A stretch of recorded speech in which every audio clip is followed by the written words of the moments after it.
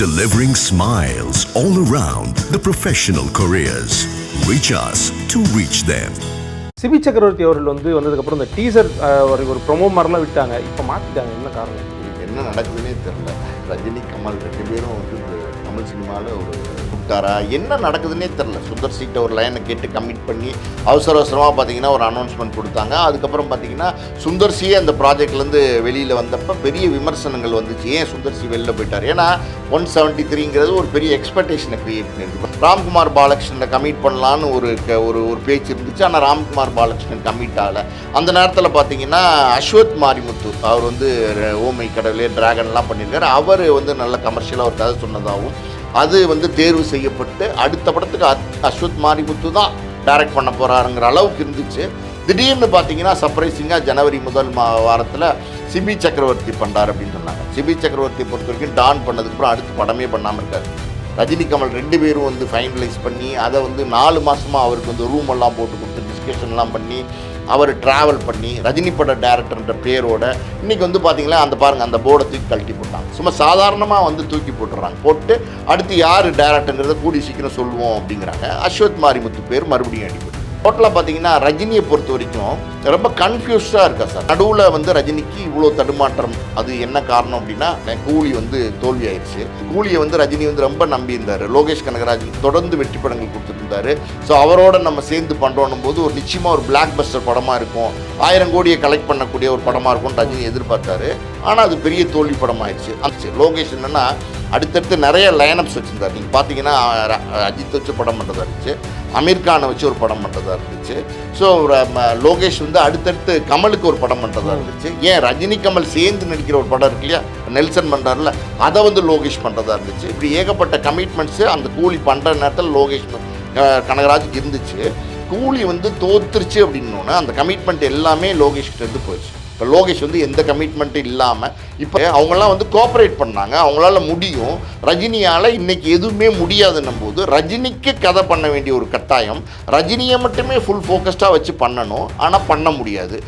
இனிமேல் நீங்கள் படம் பண்ணுறது ரொம்ப கஷ்டம். ப்ராக்டிக்கலாக சொல்லப்போனால் ரஜினியெல்லாம் ரிட்டையர்மெண்ட் ஆகி போகிறது தான் பெட்ரு. ஏன்னா இருந்தாலும் நீங்கள் தேர்வு செஞ்சுட்டிங்கன்னா அந்த இயக்குனரோட நீங்கள் பயணிங்க. இல்லைன்னா நீங்கள் அந்த இயக்குனரை தேர்வே செய்யாதீங்க. ஆஹா இந்தியர்களுக்கு வணக்கம்.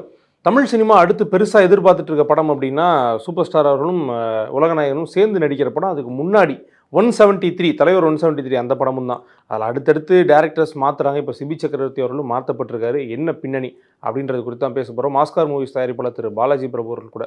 வணக்கம் சார். வணக்கம் சார். இந்த டேரக்டர் மாற்றுறது ரசிகர்கள்லாம் கொஞ்சம் அப்செட் ஆகுறாங்க. அப்படியே என்னப்பா அப்படின்ற மாதிரி பார்த்துட்டு இருக்காங்க. சிபி சக்கரவர்த்தி அவர்கள் வந்ததுக்கப்புறம் இந்த டீசர் ஒரு ப்ரொமோ மாதிரிலாம் விட்டாங்க. இப்போ மாற்றிட்டாங்க, என்ன காரணம் சார்? இல்லை, என்ன நடக்குதுன்னே தெரில. ரஜினி கமல் 2 பேரும் இப்போ தமிழ் சினிமாவில் ஒரு சூப்பர் ஸ்டார்ஸ்னு சொல்லலாம், உச்ச நட்சத்திரம்னு சொல்லலாம், எப்படி வேணாலும் சொல்லலாம். 2 பேரையும் தவிர்த்துட்டு சினிமாவே பேச முடியாது. 2 பேரும் பயங்கரமான கமர்ஷியல் என்டர்டெய்னர்ஸாக இருக்காங்க. ஸோ கமல் பயங்கர ஞானம் படித்தவர். சினிமா பற்றிய அறிவு மட்டும் இல்லை, உலக அறிவு படித்தவர். அவர் பார்த்திங்கன்னா ராஜ்கமல் சார்பாக அந்த படத்தை தயாரிக்கிறார். ரஜினி கதாநாயகனாக நடிக்கிறார். கமலுக்கு தக் லைஃப்பில் ஏற்பட்ட நஷ்டத்துக்கு தான் ரஜினி உடனே கமலுக்கு தேதி கொடுத்துருக்கார். இதெல்லாம் ஒரு பக்கம் இருந்தால் கூட இந்த டேரக்டர் தேர்வில் ஏன் இத்தனை குழப்பம் அப்படின்றது கரெக்டாக நம்மளால் கணிக்க முடியல. முதல்ல சுந்தர் சியை இது கமிட் பண்ணியிருந்தாங்க. சுந்தர் சி கமிட் பண்ணது சுந்தர் சி ஆல்ரெடி ஒரு 35-40 படம் பண்ணியிருக்க ஒரு டேரக்டர். அவர் கமர்ஷியலாக பல வெற்றி படங்கள் கொடுத்த இவங்க 2 பேரையும் வச்சும் டைரக்ஷன் பண்ணியிருக்காரு. ஆமாம், 2 பேரையும் வச்சு டைரக்ட் பண்ணியிருக்காரு. நீங்கள் பார்த்தீங்கன்னா ரஜினி வச்சு பண்ணியிருக்காரு, கமலை வச்சும் பண்ணியிருக்காரு. அது இல்லாமல் இப்போ மூக்கத்தி அம்மன் 2 பண்ணுறாரு. இப்போ அடுத்து விஷாலை வச்சு பண்ணுறாரு. அடுத்தடுத்த லைனப்ஸில் இருக்கிற நிறைய படங்கள் பண்ணிக்கிட்டு இருக்கக்கூடிய பல ஸ்டார்ஸோட ஒர்க் பண்ணியிருக்கிற ஒரு எப்படி சொல்கிறது, ஒரு ஸ்டார் வேல்யூ உள்ள ஒரு டேரக்டர் தான் சுந்தர் சி. ஹிட் படங்கள் நிறைய தொடர்ந்து கொடுத்துருக்காரு. காமெடி படங்கள் பர்டிகுலராக ரொம்ப நல்லா எடுப்பார். ஸோ அவர் ஒரு கதை சொன்னார் ரஜினிக்குன்றாங்க. அதை ரஜினி முழுமையாக கேட்டாரா, கேட்கலையா, என்ன நடந்துச்சு, இல்லை ஒன்லைன் மட்டும்தான் சொன்னாரா? கமல் இருக்கார். கமல் அவர் அதை கேட்காம விட்டாரா, என்ன நடக்குதுன்னே தெரில. சுந்தர் சீட்டை ஒரு லைனை கேட்டு கமிட் பண்ணி அவசரமாக பார்த்தீங்கன்னா ஒரு அனௌன்ஸ்மெண்ட் கொடுத்தாங்க. அதுக்கப்புறம் பார்த்தீங்கன்னா சுந்தர் சி அந்த ப்ராஜெக்ட்லேருந்து வெளியில் வந்தப்போ பெரிய விமர்சனங்கள் வந்துச்சு. ஏன் சுந்தர் சி வெளியில் போயிட்டார்? ஏன்னா 173ங்கிறது ஒரு பெரிய எக்ஸ்பெக்டேஷனை க்ரியேட் பண்ணியிருக்கு. இப்போ ராஜ்கமல் ப்ரொடக்ஷன்ஸு கமல் நடிக்கிறார் அப்படின்னும் போது 2 பேரும் இணையறாங்க. கிட்டத்தட்ட பார்த்தீங்கன்னா அதில் சேர்ந்து நடிக்காட்ட கூட ஃப்ரெண்ட்ஷிப் அந்த ஒரு இம்பார்ட்டன்ஸ் வந்து இந்த ப்ராஜெக்ட்டுக்கு கிடைக்குது. ஸோ இதுலேருந்து ஏன் சுந்தர் சி விலகிட்டார் அப்படிங்கிற மாதிரியான நிறைய விஷயங்களை பேசினோம். அதுக்கப்புறம் சுந்தர் சி போயிட்டார். அவர் போனது தான் அவர் அடுத்தடுத்த படங்கள் பண்ண ஆரம்பிச்சிட்டாரு. அடுத்து வந்து யாரை வந்து இயக்குனராக போடலாம் அப்படிங்கிற அதாவது தேடுதல் வேட்டைன்னு சொல்லலாம். அதில் வந்து பார்த்தீங்கன்னா நம்ம மகாராஜா டைரக்டர் அவரை வந்து கூப்பிட்டு கதை கேட்டிருந்தாங்க. நிதிலேன் சுவாமிநாதன் அவர் ஒரு கதை சொன்னதாகவும் அது வந்து கமர்ஷியலாக இல்லைன்னு சொல்கிறாங்க. அஸ்வத் அவருடைய பேர் அடிபட்டுச்சு இந்த லிஸ்ட். அது முதல்ல இந்த சிபி சக்கரவர்த்தி தேர்வுக்கு முன்னாடியே பல பேர் வந்து கேட்டிருக்காங்க. ஒருத்தர் வந்து நிதிலேன் சுவாமிநாதன், இன்னொரு பக்கம் பார்த்தீங்கன்னா பார்க்கிங் டைரக்டர் வந்து ராம்குமார் பாலகிருஷ்ணன். அவர் வந்து பார்த்தீங்கன்னா சிம்புவோட ஒரு படம் பண்ணுறதா இருந்துச்சுல்ல 49, அந்த படம் வந்து ட்ராப் ஆயிடுச்சு. ஸோ அந்த கதை வந்து சிம்பு வந்து ஒரு ப்ரொஃபஸர் கதை. சிம்புவோட கெட்டப்பை கொஞ்சம் ஓல்டு கெட்டப்பாக மாற்றி ரஜினி கதை சொன்னார். அது ரஜினிக்கு பிடிச்சிருந்துச்சு. ராம்குமார் பாலகிருஷ்ணனை கமிட் பண்ணலான்னு ஒரு பேச்சு இருந்துச்சு. ஆனால் ராம்குமார் பாலகிருஷ்ணன் கமிட் ஆகலை. அந்த நேரத்தில் பார்த்தீங்கன்னா அஸ்வத் மாரிமுத்து அவர் வந்து ஓமை கடவுளே டிராகன்லாம் பண்ணியிருக்காரு. அவர் வந்து நல்ல கமர்ஷியலாக ஒரு கதை சொன்னதாகவும் அது வந்து தேர்வு செய்யப்பட்டு அடுத்த படத்துக்கு அஸ்வத் மாரிமுத்து தான் டைரக்ட் பண்ண போகிறாருங்கிற அளவுக்கு இருந்துச்சு. திடீர்னு பார்த்தீங்கன்னா சர்ப்ரைசிங்காக ஜனவரி முதல் வாரத்தில் சிபி சக்கரவர்த்தி பண்ணுறாரு அப்படின்னு சொன்னாங்க. சிபி சக்கரவர்த்தியை பொறுத்த வரைக்கும் டான் பண்ணதுக்கப்புறம் அடுத்து படமே பண்ணாமல் இருக்கார். நல்ல படம், வெற்றி படம், 100 கோடியை தாண்டி ஓடின படம், அடுத்து படங்கள் கமிட் ஆகாமல் இருக்கார். அடுத்து பார்த்தீங்கன்னா சிவகார்த்திகேயன்ட்ட போனார். அவர் தேதி கொடுக்குறேன்னு தள்ளிக்கிட்டே இருந்தார். நானிக்கிட்ட போனார், அங்கேயும் சரியாக வரல. திருப்பி சிவகார்த்திகேயன்ட்ட வந்தார். இந்த சூழ்நிலையில தான் பார்த்தீங்கன்னா இப்போ வந்து ரஜினி படம் 173 கமிட்மெண்ட் வந்திருக்கு. இதுக்கு முன்னாடியே ஒரு கதை இருக்குது சிபி சக்கரவர்த்திக்கு. அதாவது லைக்காக்கு ரஜினி ஒரு படம் பண்ணுறதா இருந்துச்சு. அதை வந்து சிபி சக்கரவர்த்தி தான் பண்ணுறதா இருந்துச்சு டான் படத்துக்கு அப்புறம். அது சில காரணங்களால் ட்ராப் ஆயிடுச்சு. ஸோ இப்போ மறுபடியும் சிபி சக்கரவர்த்தி கொண்டு வந்து டைரக்டராக அனௌன்ஸ் பண்ணாங்க. இப்போ பாருங்கள், ஜனவரி அனௌன்ஸ் பண்ணாங்க முதல் வாரத்தில். ஜனவரி, பிப்ரவரி, மார்ச், ஏப்ரல் 4 மாதமாக சிபி சக்கரவர்த்தி அவர் ஒரு இளம் இயக்குனர்னு சொல்லலாம். அதே நேரத்தில் பார்த்தீங்கன்னா ஆமாம் ஒரு படம் தான் அவர் வந்து ஹிட்டு கொடுத்துருக்கிறாரு. அந்த ஒரு இன்னைக்கு அப்கமிங் ஒரு இயக்குனர் அவரை 4 மாதமாக கமிட் பண்ணியிருக்காங்க. இப்போ இந்த 4 மாதமாக என்ன இருந்திருக்கும் அவரோட மைண்டில்? அவருடைய உதவியாளர்கள், அவருடைய ஃபேமிலி, அவரோட சொந்தக்காரங்க, அவங்க சுற்றி இருக்கிறவங்களாம் ரஜினி படம் பண்ணுறாரு, சிபி ரஜினி படம் பண்ணுறாரு. ஒரு மேடையில் சொன்னார் தாய் கிழவின்னு நினைக்கிறேன். தாய் கிழவியில் பார்த்தீங்கன்னா ரஜினி படம் பண்ணுற டேரக்டர் நீங்களாம் வந்திருக்கீங்க, பெரிய விஷயம் அப்படிங்கிற மாதிரி சொன்னார்.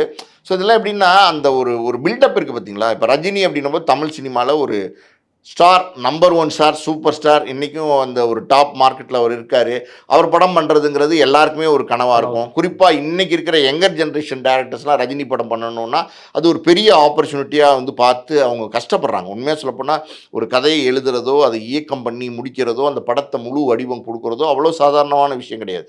ஸோ அப்படி இருக்கும்போது ஒரு கதையை சிபி சக்கரவர்த்திகிட்ட கேட்டு அதை வந்து ஃபைனலைஸ் பண்ணி, யார் 2 பேர், ரஜினி கமல் 2 பேரும் வந்து ஃபைனலைஸ் பண்ணி அதை வந்து 4 மாதமாக அவருக்கு வந்து ரூம் எல்லாம் போட்டு கொடுத்து டிஸ்கஷன்லாம் பண்ணி அவர் ட்ராவல் பண்ணி ரஜினி பட டைரக்டர்ன்ற பேரோட இன்றைக்கி வந்து பார்த்தீங்களா அந்த பாருங்கள் அந்த போர்டை தூக்கி கழட்டி போட்டாங்க. சும்மா சாதாரணமாக வந்து தூக்கி போட்டுடுறாங்க. போட்டு அடுத்து யார் டைரக்டருங்கிறத கூடி சீக்கிரம் சொல்லுவோம் அப்படிங்கிறாங்க. அஸ்வத் மாரிமுத்து பேர் மறுபடியும் அடிபடுது. அஸ்வத் மாரிமுத்து பேர் அடிபடுது. இப்போ அஸ்வத் மாரிமுத்து வந்து சிம்புக்கு ஒரு படம் பண்ணுறதா இருக்கார். ஏஜிஎஸ்ல வந்து ஒரு கமிட்மெண்ட்டு, அதுக்கு அவர் அட்வான்ஸ் வாங்கியிருக்கார். அதுக்கான கதை விவாதங்கள் போயிட்டுருக்கு. ஸோ நம்ம இந்த அரசன் படம் வந்து கொஞ்சம் தள்ளி போகிறதுனால இந்த படத்தை முடிச்சுட்டு வந்துடலாமா அப்படின்னு வந்து அவர் வந்து சிம்புட்ட கேட்டதாகவும் ஏஜிஎஸ்ட்ட கேட்டதாகவும் தகவல்கள் இருக்குது. அடுத்து அவரை தான் அனௌன்ஸ் பண்ண போகிறாங்க, அவர் தான் அடுத்த டைரக்டர் அவராக தான் இருப்பார் அப்படிங்கிற மாதிரி ஒரு பேச்சு இருக்குது. ஸோ இப்படி வந்து எதுக்கு இப்படி வந்து பண்ணுறாங்கன்னு அப்படின்னு நமக்கு தெரில. டோட்டலாக பார்த்தீங்கன்னா ரஜினியை பொறுத்த வரைக்கும் ரொம்ப கன்ஃபியூஸ்டாக இருக்கா சார். ஆரம்பத்தில் ரஜினி அவர் வந்தப்போ பார்த்தீங்கன்னா அவருடைய தேர்வுகள் எல்லாம் முரட்டுக்காலிலேருந்து அடுத்த வாரிசுலேருந்து அன்புக்கு நான் அடிமை, இந்த மாதிரி நிறைய படங்கள் அவருடைய தேர்வுகள். அதுக்கப்புறம் ரஜினியோட பேட்டர்ன் கொஞ்சம் மாறி பார்த்தீங்கன்னா முத்து, பாஷா, படையப்பா, இந்த அண்ணாமலை, அருணாச்சலம் அந்த மாதிரி படங்கள் பண்ணார். இப்போ நடுவில் வந்து ரஜினிக்கு இவ்வளோ தடுமாற்றம். அது என்ன காரணம் அப்படின்னா ஒரு காரணம் தான். அதுக்கு என்ன அப்படின்னா ரஜினியை பொறுத்த வரைக்கும் நம்மளுடைய மார்க்கெட்டு சூப்பர் ஸ்டார்ன்ற அந்தஸ்து அதை நம்ம எப்போவுமே தக்க வச்சுக்கணும். நம்ம இருக்கிற வரைக்கும் அந்த தமிழ் சினிமாவில் இருக்கிற வரைக்கும் அந்த சூப்பர் ஸ்டாருங்கிற இடம் அது யாருக்கும் கை மாறிடக்கூடாது அப்படிங்கிற கவனம் ரஜினிக்கு இருக்குது. அது தப்பு கிடையாது. Mental calculation, physical calculation, efforts எல்லாமே ரஜினி போடுறாரு. அது சக்ஸஸுக்கு காரணம். ஆனால் அதுக்காண்டி வந்து இவ்வளவு தடுமாற்றம் தேவையில்லையே. நீங்கள் நல்லா பார்த்தீங்கன்னா ரஜினி, கமல் 2 பேருமே வந்து இருக்கிற ஒரு ப்ராஜெக்டில் ஒரு கதையை தேர்வு செய்து ஒரு இயக்குனரை கமிட் பண்ணி தூக்கி போட்டிங்கன்னா இப்போ சிபிஐ எடுத்துங்களேன். இப்போ அடுத்து என்ன பண்ணுவார்? இப்போ வந்து சிவகார்த்திகேயன் பண்ணுறதா இருந்துச்சு, அது இப்போ ட்ராப் ஆகி போச்சு. நானிகிட்ட பண்ணுறதா இருந்துச்சு, அது இப்போ ட்ராப் ஆகி போச்சு. இப்போ டானுக்கு அப்புறம் பார்த்தீங்கன்னா சிபி சக்கரவர்த்தி அடுத்து படமே பண்ணலை, ரவுண்ட் அப்லேயே இருக்காரு. நீங்கள் பார்த்தீங்கன்னா ரஜினிகிட்ட போனார், சிவகார்த்திகிட்ட வந்தார், நானிகிட்ட போனார், திருப்பி சிவகார்த்திகிட்ட வந்தார், இப்போ ரஜினிகிட்ட மறுபடியும் வந்தார். இப்போ ரஜினி இல்லைன்னும் போது என்ன பண்ணுவார்? ஸோ ஒரு ஒரு ஒரு இளம் இயக்குனர், அவருடைய எதிர்காலம் இப்போ கேள்விக்குறியாக தானே இருக்குது. இப்போ ரஜினி படம் பண்ணிட்டீங்கன்னா அது வேறு விஷயம், ரஜினி படம் பண்ணாமல் அதில் வந்து ட்ராப் ஆனீங்கன்னா அது ட்ராபேக்காக தானே இருக்கும். ஸோ இது ஏன் இப்படி பண்ணுறாங்க அப்படின்னு நமக்கு தெரில. இன்னொரு காரணம் என்னென்னா சார், ரஜினிக்கு 75 வயசாகி போச்சு. ரஜினியால் இன்னி என்ன மாதிரி படங்கள் பண்ண முடியும்? முரட்டுக்காலை மாதிரி படங்களோ, இல்லை அந்த பீரியடில் ரஜினி வச்சு எந்த படம் வேணால் எடுக்கலாம். தம்பிக்கு எந்த ஊருன்னு ஒரு படம் எடுக்கலாம், எந்த படம் வேணால் எடுக்கலாம். அப்படி ஒரு ஒரு ஒரு ஒரு ஏஜ் குரூப்பில் ரஜினி இருந்தார். ஒரு யங்ஸ்டராக, ஒரு துடிக்கும் கரங்கள், அந்த மாதிரி படங்களில் நடிச்சுக்கிட்டு இருந்த ஒரு காலகட்டத்தில் ரஜினி இருந்தார். இன்றைக்கி அப்படி இல்லை. ரஜினியால் இன்றைக்கி டான்ஸ் ஆட முடியாது. ப்ராக்டிக்கலாக அதாங்க உண்மை. ரஜினியால் இன்றைக்கி ஃபைட் பண்ண முடியாது. ரஜினியால் இன்றைக்கி வந்து எதுவுமே வந்து ஒரு பெரிய ஆக்ஷன் சீக்வன்சஸோ, ஒரு பெரிய காரை வந்து சேசிங்கில் வந்து ரஜினி ஓட்டிகிட்டு போகிறதோ, இல்லை ஒரு ஒரு ஃபோர்ஸான ஒரு சீக்வன்சஸை ரஜினியால் முடியாது. அப்போ ரஜினி வந்து பார்த்திங்கன்னா எங்கேயோ கேட்ட குரல்லாம் நடித்தார்ல, 6லேருந்து 60 வரை, அந்த மாதிரி பேட்டர்னில் வந்து ஒரு ஃபேமிலி ட்ராமா பண்ணவாரா அப்படின்னா அதுவும் பண்ண முடியாது. ஏன்னா ரஜினிக்கு சம்பளம் ஜாஸ்தி, பிஸ்னஸ் ஜாஸ்தி, மார்க்கெட் ஜாஸ்தி, ஓப்பனிங் ஜாஸ்தி, எல்லாம் ஜாஸ்தின்னும் போது அந்த பேட்டர்னுக்கும் பண்ண முடியாது. ஸோ இப்படி இருக்கிற சூழ்நிலையில் நமக்கு நம்ம நடிக்கிற படம் ஓடாமல் போயிடுமோ அப்படிங்கிற ஒரு சந்தேகம் ரஜினிக்கு சமீபத்தில் வந்திருக்கு. இங்கே ஒரு உதாரணம் சொல்லணும்னு வச்சுக்கோங்களேன். கூலி வந்து தோல்வி ஆயிடுச்சு. கூலியை வந்து ரஜினி வந்து ரொம்ப நம்பியிருந்தார். லோகேஷ் கனகராஜன் தொடர்ந்து வெற்றி படங்கள் கொடுத்துட்டு இருந்தார். ஸோ அவரோட நம்ம சேர்ந்து பண்ணுறோன்னும் போது ஒரு நிச்சயமாக ஒரு பிளாக் பஸ்டர் படமாக இருக்கும், 1000 கோடியை கலெக்ட் பண்ணக்கூடிய ஒரு படமாக இருக்கும்னு ரஜினி எதிர்பார்த்தாரு.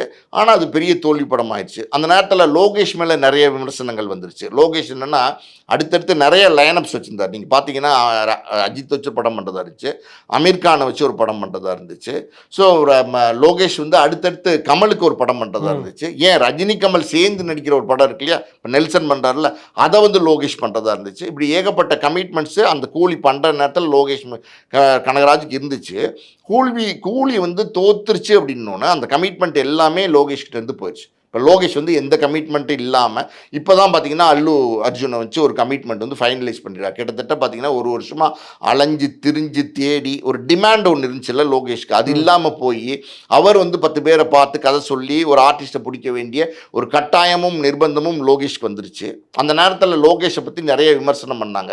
லோகேஷ் இவ்வளோதானா, லோகேஷால் இப்படி இந்த நாங்கள் எதிர்பார்த்த லோகேஷ் இது இல்லையே, கூலி எப்படி இப்படி லோகேஷ் எடுத்தார், இது லோகேஷ் படமா அப்படிங்கிற கேள்விகள்லாம் வந்துச்சு. இது ஒரு பக்கம். இன்னொரு பக்கம் நீங்கள் அப்படியே உல்டா பண்ணி பார்த்தீங்கன்னு வச்சுக்கோங்களேன், அவரால் என்ன பண்ண முடியும் ரஜினியை வச்சு? நீங்கள் யோசிச்சு பாருங்கள், ரஜினியை வச்சு என்ன பண்ண முடியும்? ஒரு விஜய் வச்சு ஒரு மாஸ்டர் பண்ணார், கமலை வச்சு ஒரு விக்ரம் பண்ணார். அவங்களாம் வந்து கோஆப்ரேட் பண்ணாங்க, அவங்களால முடியும். ரஜினியால் இன்னைக்கு எதுவுமே முடியாதுன்னும் போது ரஜினிக்கு கதை பண்ண வேண்டிய ஒரு கட்டாயம், ரஜினியை மட்டுமே ஃபுல் ஃபோக்கஸ்டாக வச்சு பண்ணணும். ஆனால் பண்ண முடியாது. ஆக்ஷன் சீக்வன்சஸில் வந்து ரஜினி நடிப்பாரா அப்படின்னா முடியாது. எதுவுமே ரஜினியால் முடியாதுன்னும் போது அப்போ கதையை வந்து மாடிஃபை பண்ணி இது ஒரு பேன் இண்டியா படமாக மாற்றி உபேந்திராலேருந்து நாகார்ஜுனிலேருந்து பல பேரை உள்ளே கொண்டு வந்து கதையை வந்து நீங்கள் மாற்ற போது என்ன ஆகுன்னா உங்களுடைய ஒரிஜினல் கிரியேட்டரோட கதை ஸ்டோரி லைன் இருக்குது பார்த்தீங்களா, அதை நீங்கள் சேஞ்ச் பண்ண வேண்டிய கட்டாயத்துக்கு வரீங்க. அப்போ ரஜினிக்காண்டி மாற்றுறீங்க, ரஜினி படமாக எடுத்தே ஆகணும்னு நினைக்கிறீங்க.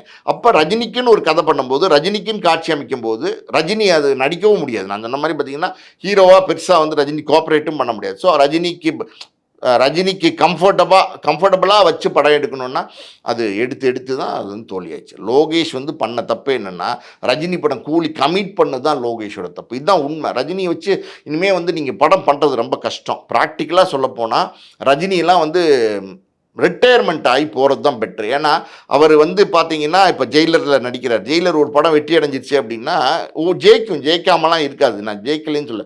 ஆனால் பாருங்கள் அது வந்து கரெக்டாக அது ஒரு ஓல்டு கெட்டப்பில் ஒரு ஃபேமிலிக்குள்ளே நடக்கிற ஒரு கதை. அப்படி வந்து நெல்சன் வந்து அது கொஞ்சம் கிளவராக ஹேண்டில் பண்ணியிருந்தார். இப்போ ஜெயிலர் 2 பண்ணிகிட்டு இருக்காரு. ஸோ ரஜினியை பொறுத்த வரைக்கும் ஹேண்டில் பண்ணுறது கஷ்டம் சார். இன்றைக்கி என்னன்னா இளைஞர்களுக்கு எல்லாருக்குமே ரஜினி படம் பண்ணணுங்கிற ஒரு ஆசை வந்து இன்றைக்கி வந்து எல்லாருக்குமே வந்திருக்கு. ஸோ அப்படி இருக்கும்போது இதெல்லாம் தான் அல்டிமேட்டாக பார்த்தீங்கன்னா இந்த மாதிரி இயக்குநர்கள் தேர்வு பண்ணுறதுல நிறைய மாற்றிக்கிட்டே இருக்காங்க சார். இப்போ வந்து நீங்கள் வந்து அடுத்து வந்து ஒரு அஸ்வத் மாரிமுத்துன்னு சொல்கிறீங்க. அஸ்வத் மாரிமுத்துக்கு என்ன உத்தரவாதம் இருக்குது? நாளைக்கு 3 மாதம் 4 மாதம் கழிச்சு அஸ்வத் மாரிமுத்து இல்லைன்னு சொல்லுவீங்க, சொல்ல மாட்டீங்கன்னு எப்படி சொல்ல முடியும்? நீங்கள் மாற்றிக்கிட்டே இருக்கீங்களா இல்லையா? ஒரு பெரிய ப்ரொடக்ஷன் ஹவுஸு, பெரிய நடிகர்கள் அடிக்கடி இயக்குனரை மாற்றிட்டே இருந்தீங்கன்னா அந்த இயக்குனர்களுடைய பேரும் கெட்டு போயிடும், அந்த இயக்குனர்களுடைய எதிர்காலமும் கெட்டு போயிடும். இப்போ சுந்தர்சியை பொறுத்த வரைக்கும் அவர் 40 படம் பண்ணவர், அவருக்கு ஒன்றும் பிரச்சனை இல்லை. இப்போ இந்த இளைஞர்களுடைய நிலைமையெல்லாம் என்ன? ஒரு படத்துக்காண்டி காத்துட்டே இருப்பாங்களா? இப்போ நீங்கள் பாருங்களேன், இப்போ பார்க்கிங் டேரக்டர் இருக்கார்ல ராம்குமார், அவர் பாலகிருஷ்ணன், அவர் வந்து அடுத்து படமே பண்ணாமல் இருக்கார். பெரிய இப்போ வெற்றி படம் தானே பார்க்கிங்க. அந்த படம் கொடுத்த அந்த டேரக்டர் ஏன் இப்போ படம் பண்ணாமல் இருக்காரு? அடுத்து ஏன் கமிட்மெண்ட் இல்லாமல் இருக்காரு? அதே மாதிரி பார்த்தீங்கன்னா டான்னு ஒரு வெற்றி படம் 100 கோடிக்கு மேலே கலெக்ட் பண்ணிச்சு. அந்த படம் கொடுத்த சிபி சக்கரவர்த்தி ஏன் அடுத்து கமிட்மெண்ட் இல்லாமல் 2 வருஷத்துக்கு மேலே 3 வருஷத்துக்கு மேலே சும்மா இருக்காரு? இதுக்கெல்லாம் நம்ம காரணம் சொல்ல முடியுமா? ராட்சசன் படம் பண்ணார் இல்லையா, அந்த டேரக்டர், அவர் பேர் ராம்குமார் தான் நினைக்கிறேன். அவர் ஏன் அடுத்த படமே பண்ணலை? இப்போ வந்து பார்த்தீங்கன்னா அவர் ஏதோ இந்த நம்ம இவரை வச்சு ஒரு படம் பண்ணிட்டு இருக்காரு, அந்த விஷ்ணு விஷால், அவரை வச்சு ஒரு படம் பண்ணிட்டு இருக்காரு. ஏன் வந்து இப்படி வந்து இன்னைக்கு வெற்றி படம் கொடுத்த இயக்குனர்கள், இந்த கண்ணும் கண்ணும் கொள்ளையடித்தாலும் ஒரு படம் வந்துச்சுல்ல, அவர் ஏன் அடுத்து படம் பண்ணலை? என்ன காரணம் அவர் எடுத்து படம் பண்ணலை? ஏன் அவர் வந்து கமிட் ஆகாமல் இருக்காரு? ஸோ உங்களுடைய படைப்பு, நீங்கள் முதல் படைப்பு கொடுக்கும்போது நீங்கள் வந்து நல்ல படைப்புகளை உங்களுடைய திறமையை நம்பி, உங்கள் கதையை நம்பி, நீங்கள் வந்து நடிகர்களை நம்பாமல் நீங்கள் படம் எடுக்கிறீங்க. உண்மைதானே? அந்த மாதிரி இன்றைக்கி உங்களால் படம் எடுக்க முடியல. ஏன் காரணம் அப்படின்னா நீங்கள் ஸ்டார்ஸ் பின்னாடி போகிறீங்க. மார்க்கெட் வேல்யூ வந்து ஸ்டார் வேல்யூவை நம்பி போகிறீங்க. உங்கள் வேல்யூ, உங்களுடைய திறமையை வந்து நீங்கள் விட்டுடுறீங்க அந்த இடத்துல. இப்போ நீங்கள் எப்படி பார்த்தாலும் பார்த்தீங்கன்னா, இப்போ நீங்கள் என்ன படம் நீங்கள் எடுங்களேன், ரஜினி படம் வந்து லோகேஷ் படம்னு சொல்லுவாங்களா, ரஜினி படம்னு சொல்லுவாங்களா? எந்த படமாக இருந்தாலும் அது ரஜினி படமாக மாறியதில்லை. அதுதான் இங்கே தடுமாற்றமே என்னென்னா, அடுத்தடுத்து படம் பண்ண முடியாமல் இருக்கிறதுக்கு காரணம் என்னென்னா, பெரிய பெரிய நடிகர்களை நம்பி அவங்க நம்மளோட கமிட் ஆவாங்க, நம்ம படம் பண்ணலாம் அப்படிங்கிற நம்பிக்கையோட பல வருஷங்கள் ட்ராவல் பண்ணும்போது சினிமாங்கிறது மார்க்கெட்டு சூடாக அடுத்தடுத்த படங்கள் பண்ணிக்கிட்டே இருந்தால் தான் உங்களை வந்து மக்கள் மறக்காமல் இருப்பாங்க. அந்த கண்ணும் கல்லும் கொள்ளை கொண்டால் அந்த படத்தில் இருக்கார் இல்லையா தேசிங்கு பெரியசாமி, அவர் இப்போ நீங்கள் மக்கள்கிட்ட போய் கேட்டு பாருங்கள், மறந்துருப்பாங்க. அதான் உண்மை. அடுத்தடுத்து நீங்கள் பணம் கொடுக்கணும். அது இல்லாத சூழ்நிலை வர்றதுக்கு காரணம் இதுதான். சார், இப்போது நீங்கள் சொன்ன மாதிரி அவருக்கு ஒரு ஏஜ் ஆகிடுச்சு, அந்த ஃபேக்டர்லாம் நீங்கள் சொன்னீங்க. பட் அவர் கோஆப்ரேட் பண்ணாமல், இல்லை அவர் உழைப்பு போடாமல சார் இவ்வளோ படங்கள் வருது. ஜெயிலர் 2 இப்போ படம் முடிஞ்சிருச்சு. அதுக்கு அவருடைய ஏஜை மீறி தானே அவர் ஒரு பெரிய உழைப்பை போட்டு தானே அந்த படங்கள் வெளியே வருது. நியாயமாக நீங்கள் பேசுகிறது சரிதான், நான் இல்லைன்னு சொல்லலை. நான் தான் சொல்கிறேன்ல, ரஜினிக்கு தன்னை தக்க வச்சுக்கணும், தன்னை சூப்பர் ஸ்டார் அப்படிங்கிற அந்தஸ்தில் தக்க வச்சுக்கணுங்கிறது எப்போவுமே ரஜினிக்கு வந்து அந்த முனைப்பு இருக்குது, அதில் தப்பு கிடையாது. ஆனால் உடல் ஒத்துழைப்புன்னு ஒன்று இருக்கு இல்லையா, உடல் ஒத்துழைப்புங்கிறது ரஜினியால் கொடுக்க முடியலையா அப்படின்னா முடியல. இப்போ நீங்கள் எடுத்துக்கிட்டிங்கன்னா அஜித் விஜயே ஒரு மிடில் ஏஜ்டு குரூப் வந்துட்டாங்க, அவங்களே 50+ வந்துட்டாங்க. அவங்களே நான் சொல்கிறது 50+ அவங்களே வந்து 50+ வந்துட்டாங்கன்னும் போது நீங்கள் 75+ வந்து நீங்கள் வந்து உங்களால் வந்து ஒரு முழு ஆக்ஷன் ஹீரோவாவோ நீங்கள் வந்து முழுசாக உங்களை வந்து ஒரு இயக்குனர் அவர் முழுமையாக உங்களை காமிக்கணும்னு நினைக்கிறார். உதாரணத்துக்கு பாஷா ரஜினி மாதிரி, படையப்பா ரஜினி மாதிரி, அந்த மாதிரி ஒரு ஆக்ஷன் ஹீரோவாக, ஒரு அண்ணாமலை அருணாச்சலம்லாம் வந்துச்சு பார்த்தீங்களா, முரட்டுக்காலையெல்லாம் வந்துச்சு பார்த்தீங்களா, அந்த மாதிரி ரஜினியாக இன்றைக்கி வந்து ரஜினியால் நடிக்க முடியுமா அப்படின்னா நடிக்க முடியாது அப்படிங்கிறது தான் உண்மை. இயல்பான ஒரு விஷயம். ரஜினி 75 வயசில் பயங்கரமாக வந்து ஃபைட் பண்ண முடியுமா, டூப் போட்டுக்கலாங்கிறது உண்மை தான். சினிமா போலிங்கிறது உண்மை தான். சினிமா எப்படி வேணாலும் ஏமாற்றலாங்கிறது உண்மை, சீட் பண்ணலாங்கிறது உண்மை தான். ஆனால் ஓரளவுக்காவது வந்து நீங்கள் வந்து உங்களை சென்ட்ரிக் பண்ணி ஒரு படம் எடுக்கிறாங்க, உங்களை ஹீரோ வச்சு ஒரு படம் எடுக்கிறாங்கன்னா, ஒரு ரஜினி படத்தை பொறுத்த வரைக்கும் ரசிகர்கள் அவங்க இன்றைக்கும் பார்த்தீங்கன்னா 5 ஃபைட் வேணுங்கிறாங்க. அந்த 5 ஃபைட்டில் வந்து அதிரி புதிரியாக ரஜினியால் பண்ண முடியுமா அப்படின்னா முடியாது. ஒரு 5 டான்ஸ் வேணுங்கிறாங்க. அந்த 5 டான்ஸ் பாட்டில் வந்து அதிரி புதிரியாக பார்த்தீங்கன்னா ரஜினியால் ஆட முடியுமா அப்படின்னா ரஜினியால் ஆட முடியாது. இதெல்லாம் வந்து சினிமாவை தாண்டிய ரியாலிட்டி.